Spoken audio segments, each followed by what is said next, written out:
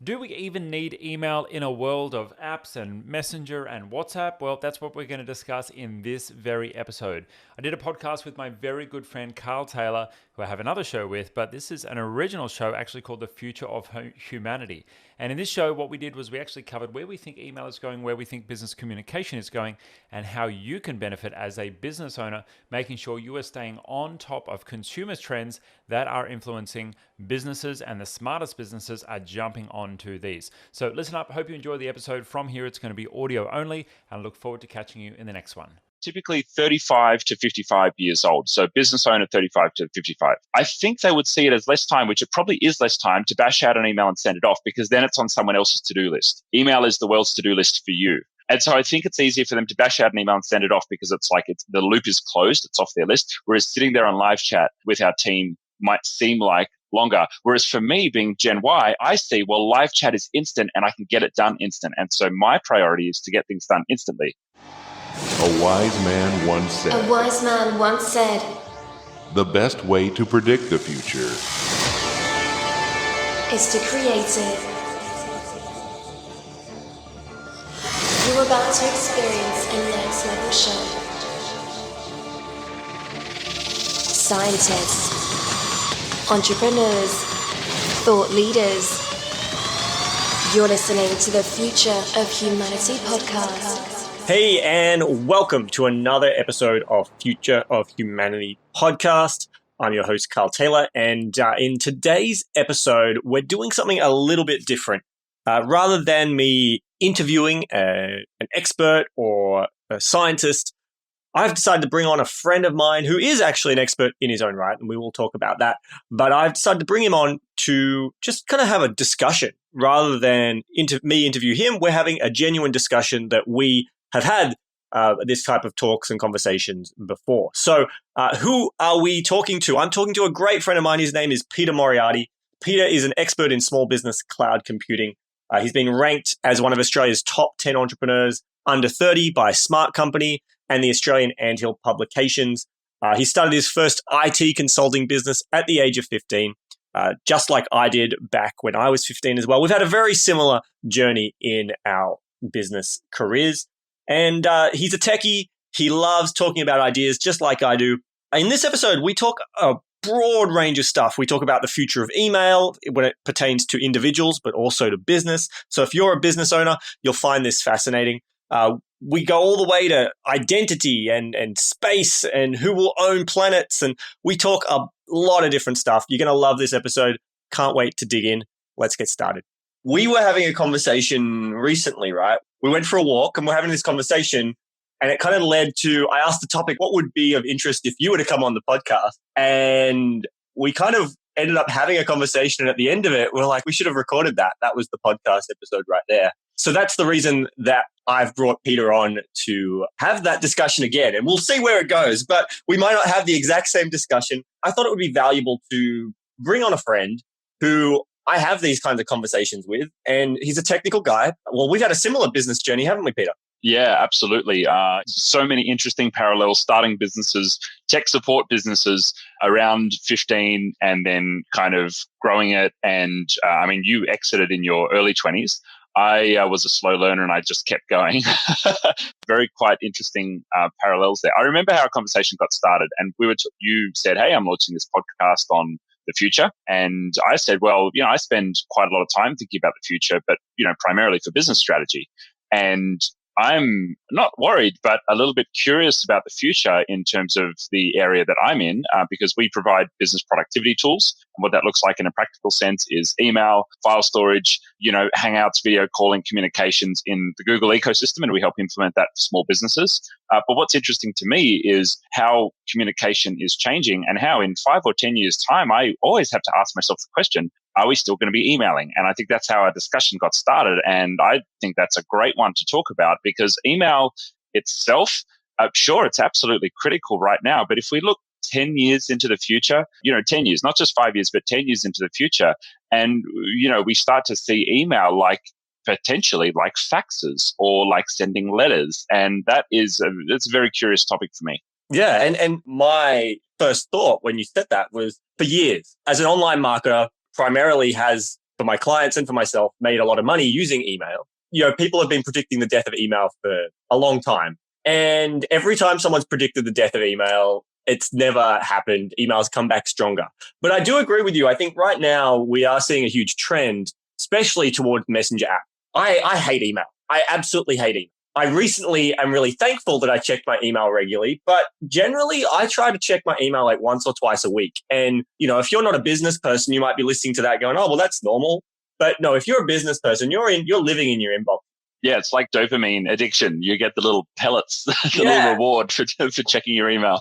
Yeah, but it's so bad for productivity because your inbox is everyone else's to-do list for you, right? It's never your priorities, and or sometimes it is if you've reached out to someone, but generally it's someone else asking you to do something and adding more to your to-do list, which is why I try to avoid my email inbox as much as possible and leave people waiting. And they don't need to talk to me; they can talk to my team. My team can handle email, but I'm thankful I did check it because I recently had an attempt on my situation. And had I not checked my email and seen some alert, it could have been a very messy situation. And that kind of brings me to my point is my thoughts around email is our email is so tied to our identity. I mean, even to sign up to Facebook, to Twitter, to whatever, you need an email address. They're kind of connected. And what are your thoughts on that? Like you see that going away? What's going to be the new identity if not an email address? I love this idea because I think eventually we'll probably get to the spot where we've got chips in our arms and that will be our identity, right? But we're not there yet. We're close. There was that guy in Sydney who took the transit card, which is called the Opal card in Sydney, and actually had it inserted under his skin. He was just beeping on and off the trains and buses, the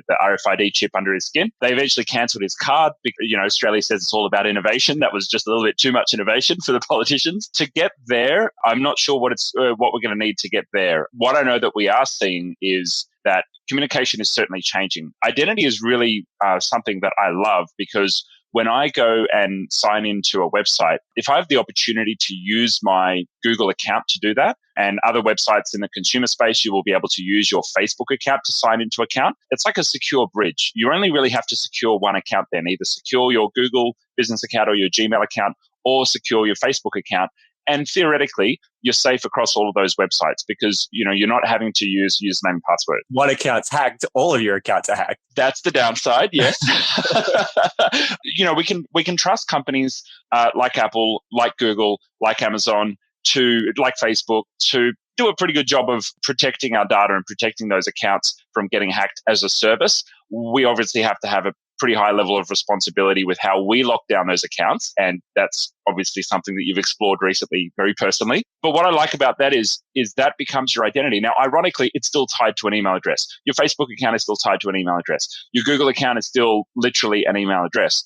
I think Facebook is probably further along the line of not having email. Interestingly, I listened to the Congress hearing on Facebook and privacy and advertising data yesterday, and there were a couple of Facebook products that I wasn't aware of that were mentioned. One of those is a Facebook Kids product, and that Facebook Kids product is a messenger product for kids that are, I think, under 14 years old, but it's completely controlled by the parents' accounts. And what I found interesting about that was I might not be 100% correct, but I assume that the parents just punch in their kids' names and it's not necessarily tied to an email address, because I don't think a 12-year-old would have an email address. And that got me thinking, oh, wow, well, they're now on Facebook. They have a Facebook identity. They have history and data and everything else, and they may not necessarily actually have an email address tied to that. And so we may already be seeing, Carl, one of the first services that is giving us an identity which is not actually linked to an email address. And I therefore assume that once those kids are 14, 15, or however old they need to be to access the main Facebook, someone can click a button and graduate them to a full Facebook account. And wow, what if that just stays their identity? Interesting enough, in that conversation, though, he said the current way it works, it could always change. Zuckerberg said that when they turn 13 and they graduate to an actual Facebook account, all of that data from when they were a kid gets deleted. Or if it doesn't happen that way, that's what he believes should happen. He believes that all of that messages, because it is Facebook Messenger. And I don't know whether it's like as you get older, you always think the younger generation are doing things that you never did. But like to me, it seems like kids are being sexualized way too early. And so with the Facebook Messenger, like who knows what's in those message history. And so I think it is a good idea. I'm with Zuckerberg, but I think when they turn 13, that message history should probably all be cleared and they start fresh with a brand new Facebook account. And that's essentially what he said either does happen or he wants to see happen moving forward. So the ironic thing is that I'm using voice to type an email, which is like a super formal mode of communication. It's got, "Dear Carl, how are you today? Here's the body of my email, blah, blah, blah. Kind regards, Peter." And what I'm interested in is, okay, well, how is the format of communication going to change? We deploy and use productivity tools for businesses. And in the Google suite of applications, that includes Hangouts Chat, which is a little bit like Slack, or very like Slack, which has text-based chat rooms, instant messages, works on your mobile, works on your desktop, and it's the way of keeping in close communication with your team using text. Obviously, I'm using voice activation into my phone to type into that. I'm not actually typing out messages. And then Google Hangouts Meet, which is their video conferencing product. And I have found, like, we've never used internal email in our company, maybe in the early days, but it's really weird when I receive an email from one of my team members. I will get them for leave requests because we haven't put that into a form yet. Like, we just kind of don't use internal email. And that kind of gets me thinking, well, what if we stopped using email with our customers? And so some of the initiatives that we've had there, we run a tech support business. We get nearly 500 requests per week for support, consulting, project delivery. We have a cloud concierge service where we work with digital apps for customers. And so they're always asking us questions and they're always needing help from us. Yes, some will pick up the phone and call our help desk, which we absolutely love. That's part of the service. But sending out emails to me always seems kind of slow. So we've put in initiatives like live chat on our website. And I've been surprised that more customers don't use it. When given the option, when given the option of live chat, many customers will still actually type out an email. And I'm not sure if that's because... What's the age demographic of your typical clientele? That's a great question. So typically 35 to 55 years old. So business owner 35 to 55. I think they would see it as less time, which it probably is less time, to bash out an email and send it off, because then it's on someone else's to-do list. Like you said, email is the world's to-do list for you. And so I think it's easier for them to bash out an email and send it off because it's like the loop is closed, it's off their list. Whereas sitting there on live chat with our team might seem like longer. Whereas for me, being Gen Y, I see, well, live chat is instant and I can get it done instant. And so my priority is to get things done instantly. And it's interesting because I don't remember where I read it or heard it. I hate picking up the phone. And that's partly probably because I'm an introverted personality, but also I don't know what's going to happen on the other end. And it's, you got to sit on hold sometimes.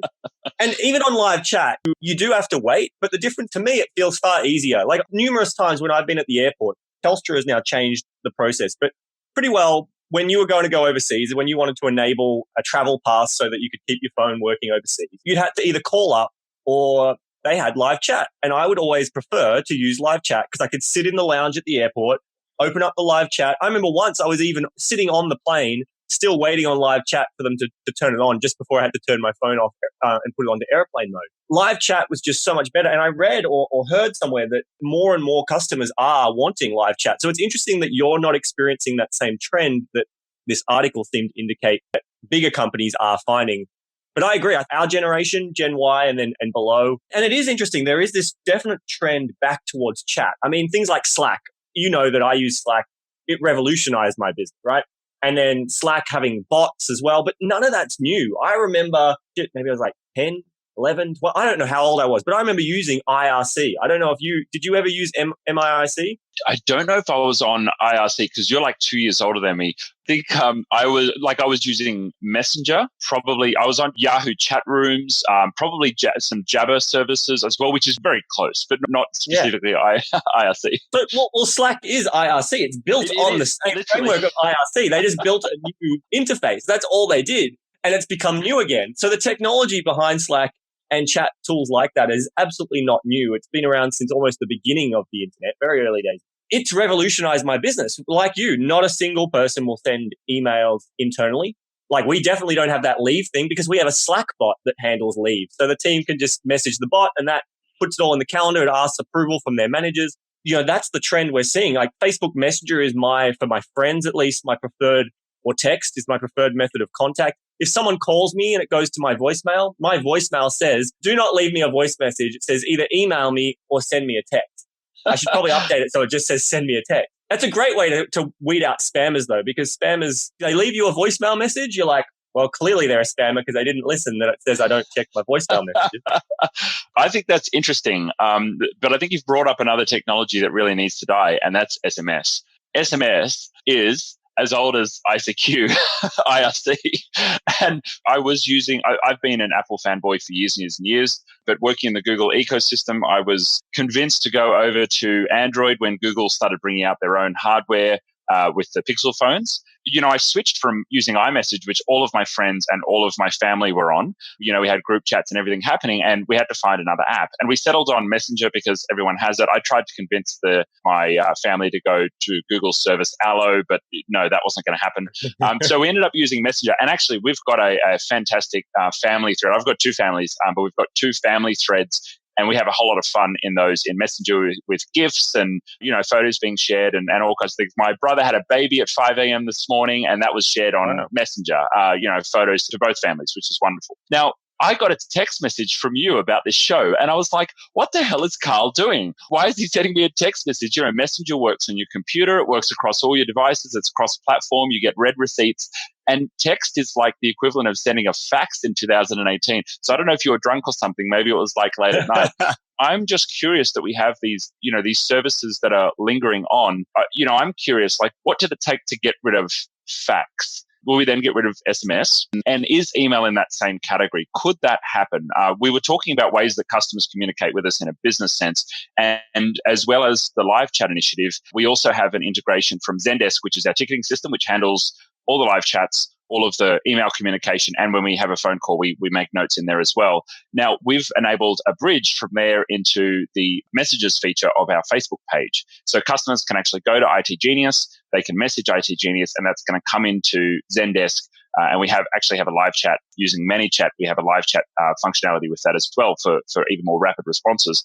Now, my question is, if businesses potentially started using Messenger, and look, it doesn't have to be live chat. They don't have to sit there. But if they're sending messages on Messenger and therefore not needing to email, what's left for email? Is it just for legals like letters were and like faxes were for a long time? Is it just for like formalized stuff? And then is everything else going to be in apps and bots? Yeah, I mean, I suppose the question's got to be, why are people turning to Messenger over email? For me, if I think about why do I prefer friends messaging me, say, through Facebook Messenger, it's because my inbox is not as cluttered with noise.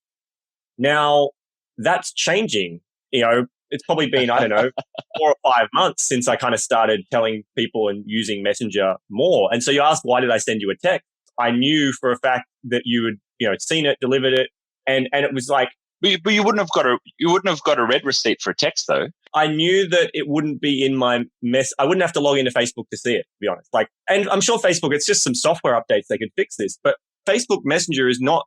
It's fine when you got 2 or 3 kind of conversations going on. As soon as you have more than that, it becomes a nightmare to manage. I'm aware that there are unread messages in there, probably weeks ago. Out of sight, out of mind. That's how I work, and I think most people work that way. And so it's not at the top of the inbox, and you forget about it. And it's not because I don't want to get to them. Also, the challenge is it's on Facebook, distracted. Yeah, it could be mum, which is high importance. It could be friend from 5 years ago who says, hey, because they've got a new multi-level marketing thing they've just joined. It could be someone that you met. It could be someone who, I was driving my 4-wheel drive up and down some hills and I gave a skydiver a lift, paraglider. And, he said, oh, hey, can you send me some photos that you took? And so you'll add someone random to Messenger, and like they may even sit in your message requests box. And you might not even see it in your inbox. And missed connections, but there's no importance is what my point is. There's no priority in there. My Facebook Messenger inbox is mixed with friends, clients, and prospects, and it's fast becoming an inbox, just like my email. That's challenging. Like, it's really hard. With no tools to manage it at all. Exactly. Well, there's no way to forward. If I get a message from my client, for example, there's no forward to forward it to my team to follow up. It's like, I'm now the bottleneck. It's come back. Again, it's only really tools, but my question is, well, why have we seen the trend? Is it just because the inbox is cluttered? And so then who's to say that the message environment's not going to become just as cluttered? Why did people switch from fax to email? Because fax was slow, whereas email was fast. Yeah.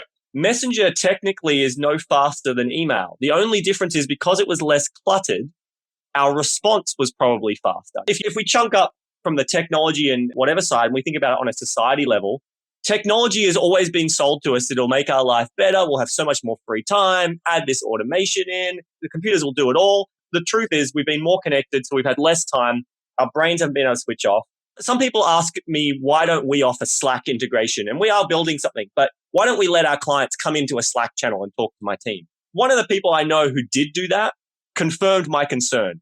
My concern is with that is there's an expectation. If they send a message, whether it be Facebook Messenger or Slack, there'll be a response and action within minutes, not days.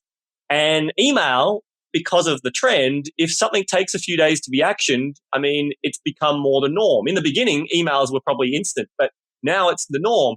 And whereas Messenger is that fast. But as that gets busier and noisier, I see the same problem happening.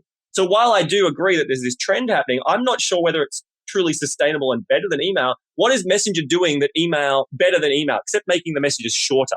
Because it is changing the style of communication to be shorter and sharper. One of the things that makes Messenger fun to use is the multimedia. It's kind of like a bridge getting closer to the Voxer Viber. You can do voice messages. You can chuck in photos really easily. The mobile interface is brilliant, whereas email is really just text. We should make the point that part of the shift from fax to email was because fax was physical. It was using paper, and email was completely digital. But that furthers your point that there's not that much of a jump from email to Messenger if primarily it's still text, because, sure, we've got some extra multimedia in there, but it wasn't a monumental shift from using paper to no longer using paper. I want to speak to that point about everything being instant. I think for Gen Y, it's cool for everything to be instant because that's what we expect and that's what we've grown up with. And that's really, in a way what we want. And so it's really easy for us to be in a Slack or a Hangouts group and be typing away. But how I describe this to my team is that when you send someone an instant message inside a business, it's the equivalent of walking up to them in an office and tapping them on the shoulder. You shouldn't be doing that for every single request. You can't spend all day long interrupting people from what they're doing. And, our team, we're just completely ADD, dopamine addicted because, we're all young people in the business. So we're gone. It's too far for us, but we have to inform our clients and we're a productivity business. So we have to, try and help our customers be productive. And I don't believe that's the way to go. I 100% agree with you. If everyone was using Messenger or Slack or Hangouts for everything, it's too fast and it doesn't allow us to actually get good work done. One of the productivity tools that I love is called Pomodoro, which is doing 25 minutes of disciplined work and then having a 5-minute break or breather, but removing all of your distractions. And I've always had all of my alerts switched off. I never have email alerts dinging. I don't even have Hangouts chat alerts from my team dinging. My phone sits on Do Not Disturb 24 hours a day. If someone calls me twice within a couple of minutes, it'll ding. But even my family don't bother, calling me anymore. They'll probably send me a message on Messenger because I really much value my time. Gary Vaynerchuk says that time is now the currency. It's the most valuable resource for everyone. Now, I think it's always been the most. All of us have had a finite amount of time. You can always make more money, but you can't get more time. When your time's up, your time's up. I do think it's important to realize, email started off, being really exciting. In the late 90s, I got my first email address and it was really exciting. Because when someone sent me an email, I was like, oh, wow, I've got this message. And then over time, now we're receiving literally hundreds of emails per day. And it's become a big problem. 80% of those are probably marketing or automated or alerts of some sort. And sure, there are a few that are actually typed out by humans. What I love, in the realm of what Google's doing about this is their inbox tool. So if you have a Gmail account or a Google business account, you can use Inbox. And so there's a Google Inbox app and there's a web interface, inbox.google.com. It's kind of like a skin for Gmail. It's like a different way of using Gmail. Same set of emails, same set of folders, all your same stuff. But it's got their power of machine learning and AI to help you work through your emails. So for example, I don't receive heaps of emails because like you, they're primarily delegated to my team, but I now actually love it when I do receive emails because it means it's something that, a customer can help, something that I can do. But what I love, which Inbox does, is it's got some smarts like rolling up all of my travel, accommodation, car hire, things like that into bundles. So if I'm traveling to a particular location, it's got to automatically bundle all of those things in one spot. So I open my inbox and I've got it all there when I'm traveling. But secondly, it takes low priority emails that it's detected using its artificial intelligence and it bundles them together in my inbox. So I might have 3 or 4 emails of a morning in my inbox when I jump in and have a look there. But I might have 15 that have made it through my very intelligent filters to try and filter out all the marketing emails that have made it through to my inbox. And some of them I want to have there. There may be reports that I get daily that I check in on every couple of days, or it may be that once a year renewal that you get from a particular software app that you're using that you don't need to look at the invoice to know that it's actually gone through. But Google gives me one button to clear out those 15 low priority emails. And I like that because Google's AI is now helping me to be smarter. You're absolutely right that Messenger hasn't got there yet. So in a way, email is easier for me to triage than 15 Messenger messages from different people that I don't know. I'm very interested in where will it go and can we actually kill email?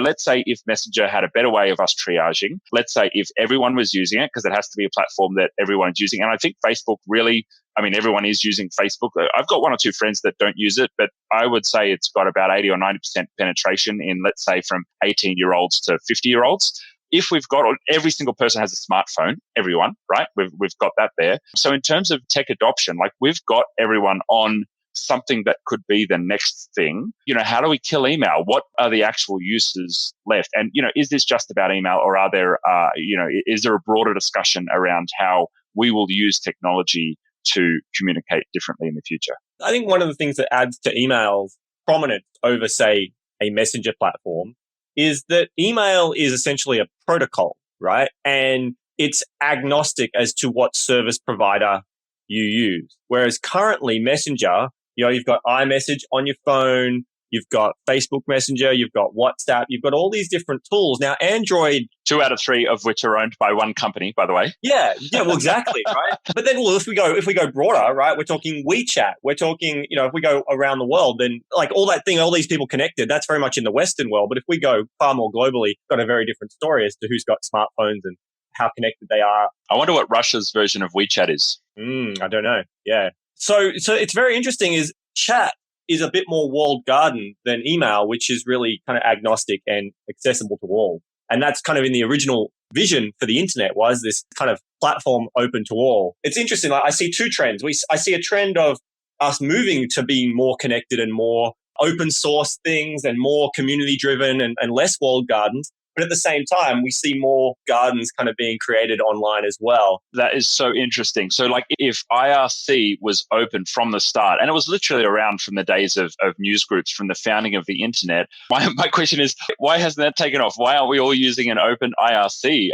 Like in 2018, we are really all moving towards Apple, Google, Amazon, Facebook. Is that just the way the world is going? I start to think about it's part movies. Of the capitalist system of, I remember a very early lesson I learned in business, I'm sure you learned it too, is it's not the best product that wins, it's the best marketed product. Absolutely. I agree. You could have the better product in business, but if someone can outmarket you and their product is absolutely junk, they'll still win. Because that's just how things work. Betamax and VHS, perfect example. Betamax was the better technology, better product. Porn went on VHS, and so therefore it was better marketed. That could be very much the case here. IRC, no one was smart enough. It was a techies playground. No one was smart enough until, say, Slack to realize, hey, this can be marketed. Here's how it should be marketed. I just think about the movies like, you've got Terminator. I think it was WALL-E was probably the other one to note, where there is usually a monopolistic corporation of some sort which is involved in humanity effectively becoming enslaved in some way. And, and technology is a part of that. So many stories that are all revolving around this idea. And we've got 5 of those companies that we are all admitting to and worshiping. Like we're there, and it's funny, like we can kind of make jokes about it, but then there are very serious, very smart people like Elon Musk who are saying, no, this AI thing is like really dangerous, guys. Like we've got to be careful here. we should probably set some boundaries and be really careful about how we approach this. Well, did you watch that documentary that was recently released, that Do You Trust This Computer? Did you see that? Not yet. You should watch it. It's very much that. For me, I used to think that I'm a little bit with Elon Musk. Before watching the documentary, I was a little bit with him. But at the same time, I was a little bit in Zuckerberg's camp going, you're over. We're not there yet. Like, I agree there's concerns, but we're not there yet. Elon Musk said a great story, which really highlighted to me that he's right. I was thinking you need a general artificial intelligence. We need to get to that level, which we're far away. We've got plenty of specialist AIs, but to get to a general AI, that's what I thought humanity was at risk. And he made the story. He said, as humanity, when we're laying down a road, if there is an anthill in the way, do we stop and think about the ants, or do we just completely demolish that anthill and lay the road down? He said, that's the danger, is that you have a specialized AI that is, now he didn't say this exactly, but this is how I interpreted it. If you have a specialized AI whose job is to lay a road over humanity in some way, and it doesn't have any intelligence or any knowledge about why it should go around that anthill of humanity, it should damage humanity while doing it, it's just going to carry out its mission, and its mission is to lay that road. It wasn't evil. It wasn't going, I must destroy humans. It was just humans were in the way of its objective, so it just completed its objective. That's where I was like, that is scary, and we're not far away from that. We have specialized AIs, and he's right. That is something that I think we do need to stop and think. And I mean, that's the whole point of this podcast, right? Like these conversations, the whole reason I started this podcast was I think about these things. I have conversations. You and I have conversations. Like in my circle, I have some of these conversations. I wanted to get this out to the broader community. I think more people need to be aware of what's coming, the good and the bad. Like I'm excited about the future, but I'm also scared in other ways. I think if the more we know, at least then we have a decision. Like, as you said, there's these 5 companies that potentially could be that big monopolistic, if not all of them. I mean, there's a sci-fi TV show, I can't remember what it's called now, that I've watched on Netflix. It's basically like galactic wars between corporations, right? There's no countries anymore. It's Ferris Corp versus whatever the other corp is, and they've got warfare going on. It's corporations instead of countries. That to me is not that unrealistic. If you've read the book Sapiens, where he talks about a company doesn't really exist, just like a country doesn't really exist. Countries at least maybe had a physical border, country like Australia. But if you're in a country in Europe, it's really just an imaginary line that's been drawn to decide you're in a country. And then you've got companies. And so then, are companies any different? So then all of a sudden we might align ourselves with a company, and then moving forward, it could be Facebook versus Google versus Apple versus Amazon, galactic warfare between them. Like, who knows? I think if you were to look a couple of 100 years into the future, I wanted to mention this first. I mean, on AI and paving the way for the road and going over the anthill, a couple of weeks ago, we had a person run over and killed by an automated vehicle. I can't remember if it was an Uber or something else, but it was a self-driving vehicle. Pretty sure it wasn't Uber. Struck someone and ran them over and killed them. That's terrible, and that's very sad. Contrasted with, however, Tesla, Uber, and everyone else who's developing self-driving car technology, the number of accidents and the rate of accidents per kilometers driven is a fraction of humans behind the wheel. And so there's like this trade-off question. Well, one person was run over and killed because the sensors didn't pick them up versus how many other people were potentially saved from being injured because overall the crash rate is less. That's one to fry your noodle and ponder over. It also brings up the ethical or moral question when you have to program in, or you have to let the AI decide whether it runs over kills the person in the car, or it kills the old lady or the kid that it might hit. And it's an either or. There's no choice. There's no avoiding it. Someone has to die. And it becomes a decision that's not made by a human. That becomes this huge. I mean, there are teams of scientists and philosophers and people trying to stew over that problem right now. Like, one of the biggest problems with driverless technology is not the technology. The technology exists. There's 2 main things that are stopping the adoption.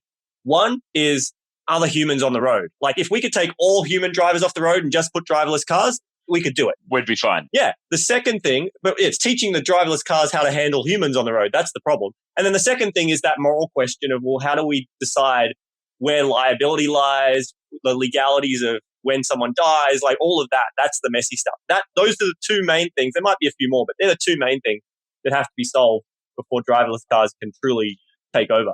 There's some great videos on YouTube. I can't remember what the name of the challenge or the conundrum is, but we'll perhaps link it in the show notes. When the AI has given a choice between, okay, well, you've got an obstacle in the road, either run over a pedestrian, or you can run into a crowd of pedestrians potentially on the sidewalk. What does the car do? Does it swerve to try and get off the road, or does it knowingly continue on to take out one person instead of taking out a group of people? Anyway, I think it's getting a bit morbid. Let's talk more about the aspirational. If we were to look 100 years or a couple of 100 years in the future, right, we will have landed to Mars, and full marks to Elon Musk will be there, the first planet that we will potentially inhabit, right, outside of Earth. Now, if we were to look 500 years in the future, we'd probably be able to reach other planets. Who knows how it's going to happen? But, I think in 500 years, we'd probably be able to get there. Now, the thing I'm curious about, and you really got me interested when you talked about the two corporations that were at war, once we have the technology, who says that a corporation can't go to another planet, set up on that planet and run it as their own? I mean, Earth's jurisdiction literally ends, and even the United Nations and the global alliances that we have, they literally end once you're outside of the atmosphere, which is why legals of putting up satellites and stuff get a little bit murky. What's so interesting is, would we have a corporation go to a new planet and say, hey, we're flying our flag here, this is our planet. This is Amazon planet. Yeah. Well, because, I mean, that's pretty much what SpaceX have said they're going to do. They're going to go to Mars. They can kind of write the jurisdiction for Mars. It's pretty interesting, right? Yeah, it really is interesting. I mean, for years, you've been able to buy plots of land on the moon, right? But as to how legally... that guy got rich. Yeah, as to whether or not, you actually have any legal title whatsoever over the plots of land on the moon that you've bought, it does create this interesting situation of, well, not just corporations, but can individuals. If you're a wealthy individual like Warren Buffett, not that I can imagine he would, but someone of that wealth decides to go, well, I'm buying this whole planet. Instead of private islands, you'll have private planet. And with the corporations, owning all of that stuff. Will we see a breakdown of countries and a move to corporations, the Apple fanboys versus the Google fanboys? It's kind of become a joke. I mean, I think that there's already enough of, when someone sends me a text message and I'm on Android, they say, oh, you're a green person on my phone, right? Because there isn't the blue iMessage bubble. And the big question is, in the intergalactic war, will they still be sending email, or will they be hammering each other on Messenger? Or will they have completely skipped it? I mean, one of the things I thought of earlier when we were talking is, if there's not enough difference in technology between Messenger, chat, and email, maybe the thing that will kill email in the future will be a completely different thing, like the rise of voice. You've got Google Home devices. I've got Google Home. I shouted at my Google Home before we even started this podcast. You thought that was hilarious because I was telling it to turn off the music. Voice is really becoming a hot topic today, and we're only starting to scratch the surface. And so yes, at the moment, you like to talk into your device, type it out. And I agree with you. I get messages from people who send me voice messages. It's great to send a voice message. It's a pain to receive it. It's far slower than it would be for me to just read the message. I can read faster than I can. For people who are on this podcast, they probably prefer listening than reading. I mean, that's part of the reason that people enjoy podcasts. It could all be said in speak, and how you receive it really is up to your preference. And if we go to the augmented reality, or even Elon Musk wants to talk about the idea of melding our minds with the internet and with the machine, well, then is it just a thought, right? We receive the images and the thoughts and everything into our head, and it can be text, or it can be heard if you want to listen to it, or it could end up being chat, but not chat as we know it. It's chat in whatever medium you want, with voice to text. So someone might prefer to type, but you can receive it as a voice. Someone might prefer to speak, but you can receive it as a text. The priority is always going to be connecting people, and that's not a throwback to Facebook's mission. I think it's I love my Google Home. I use it to control my music. I use it to play Netflix onto my TV. I use it to play YouTube videos, all kinds of really cool, really great things.